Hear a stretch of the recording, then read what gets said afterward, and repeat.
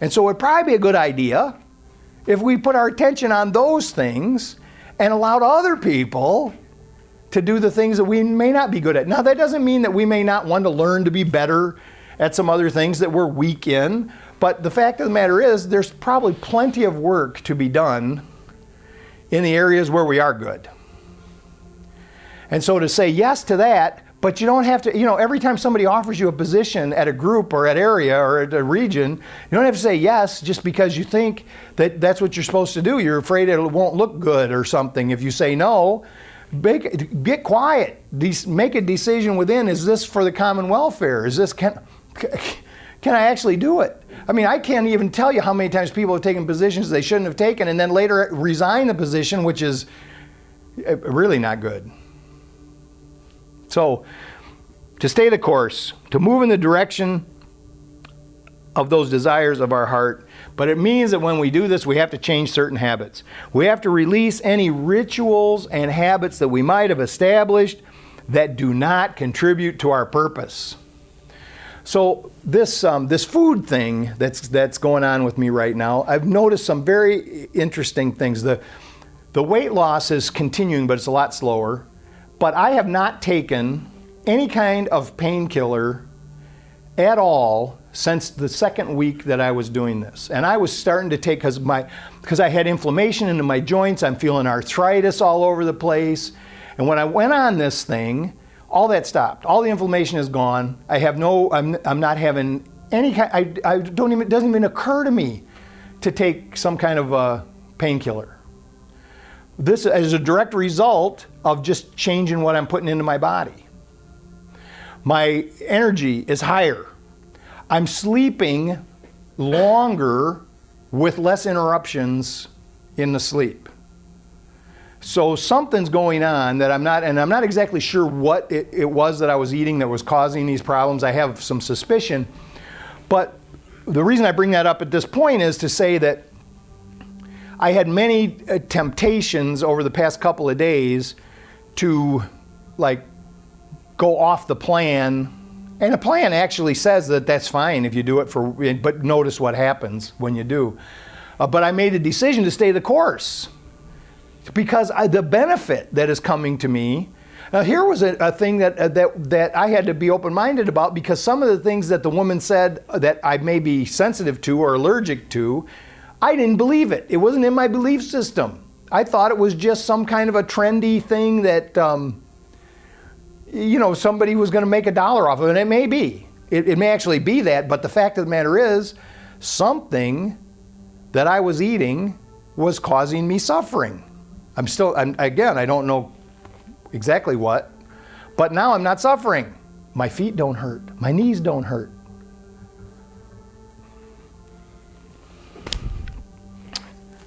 To be willing to see the value.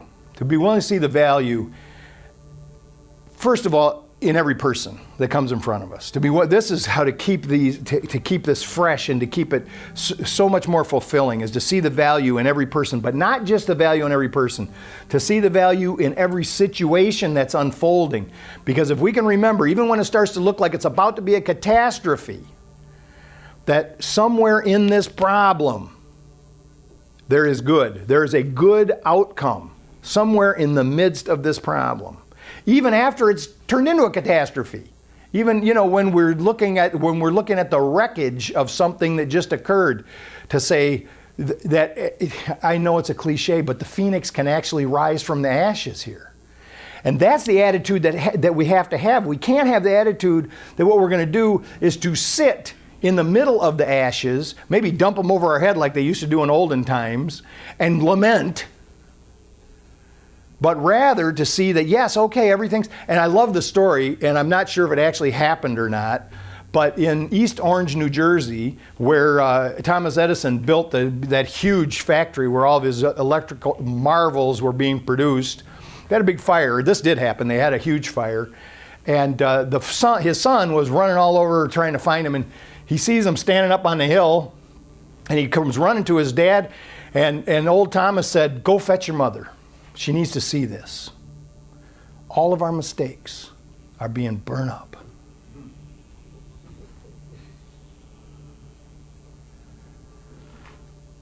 So I'm thinking this is attitude here. This is to say, no matter what happens, that we can rise out of it with and not just rise out of it and go on and get by, but rise out of it and have an even higher experience. Destiny, to be willing to meet our destiny. Now, sometimes when people say destiny, we think about this idea of predestination. And there is some predestination, and there's this one thing that's predestined, and that is that we are going to rejoin the whole. We are going to rejoin God. I mean, in total reality. That this is predestined. No matter how much we fight it, that's going to happen. But what I'm talking about destiny is to meet our potential. That the potential in us is actually a destiny for us, or we could say, it goes along with the word destination. But to realize that if we develop and maintain a sense of destiny, and then what I mean by that is to have this sense within us that there is something greater in me than my personality that is trying to express itself, so let me keep that in my mind as I move forward. Let me keep that idea, there's something greater. There's something greater that wants to happen in me and for me. And that's my destiny. My destiny is to see this potential realized. Great leaders inspire others to the extent that they are willing to reach out into the future, to the extent that they can embrace vision. So when we establish a vision of what we want our life to be like, and take the chance and reach out and go after it, not only do we feel a sense of fulfillment, but we inspire others to do it also, which is a tremendous service. So when we stand firmly in the moment and reach out into the future with vision, we become like magnets, and it just like pulls us forward. We become agents of change for good, and we draw people of like mind to us. Finally, the last bit is to be willing to teach and to learn. To realize that that's going on all the time. That we are continually teaching through our actions, through our words. We're actually teaching what it is that we need to learn the most. That's what's going on with us all the time. That we are teaching, we're actually teaching who we are in this moment through our actions and our words. And we want to be open to learn the lesson that occurs as a result of us doing that. We use this tremendous power of will for the good of all. We must be involved in change. We must become active, and I believe, in rebuilding the landscape. And part of that is the political landscape. Part of that is the economic landscape. And through the use of mind and intention to say, I believe that we can go forward together. I believe that we can go forward together. And that means that even those who disagree, even someone who disagrees with my approach or our combined approach, that's okay, because we all have a part. And if we're open-minded, we could find that they have many good things to contribute that will actually help this vision come to life. But I'm saying to rebuild the political landscape, to say, let's stop wasting. Let's stop wasting money. Let's stop wasting resources. Let's stop wasting people. Let's put our attention on the idea that since we are all in this together, that let's get us all working together.